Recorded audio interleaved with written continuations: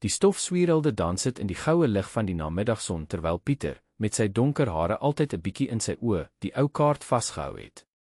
Hy was 13, avontuur in sy hart en 'n ou, verweerde kompas in sy sak.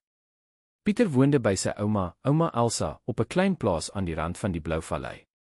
Sy pa was 'n oseaanbioloog, altyd weg op navorsingsreise, en sy ma was 'n herinnering wat so bleek en ver gevoeld het soos 'n droom. Ouma Elsa het Pieter altyd aangemoedig om die wêreld rondom hom te verken. Elke plek het 'n storie om te vertel, Pieter, het sy altyd gesê, jy moet net weet hoe om te luister. En Pieter het geluister. Hy het geluister na die wind wat deur die wilgerbome gefluister het, na die voël se liedjies, en nou, na die geheimenis wat in hierdie ou kaart verborgen was. Die kaart was van sy oupa Hendrik, wat Pieter nooit geken het nie. Hy was 'n bosbouer, 'n man wat die Blouvallei so goed geken het soos sy eie handpalm.